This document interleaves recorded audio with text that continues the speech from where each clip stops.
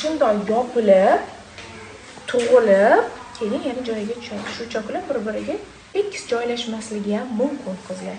Tug'ilishi bilan osteopatlar o'shaning uchun ishlaydi. Bizda hali bu rivojlanmagan, lekin chet elda, masalan, Moskvalarda raddomni o'zidan osteopatlar ishlaydi. Yana bitta narsa. Mana shu tazi bolani boshi keldi. Tug'ruqda onalar qiynalganda kimni qornidan mana bunaqa bosishib olgan. Akusherkalar tepadan bosadi. Tepadan bosganda qizlar qaranglar. Mana bolani holati mana bunaqa bosganda, mana bolada ham mana bu holat keladi. Tushundinglarmi? 7 ta bo'yin umurtqasidan tortib, mana bu umurtqalarimizda hammasida cho'kish bo'ladi. Tushundinglar? Cho'kish bo'lgandan keyin естественно mana bu hamma segmentlarning atrofidan o'tayotgan qon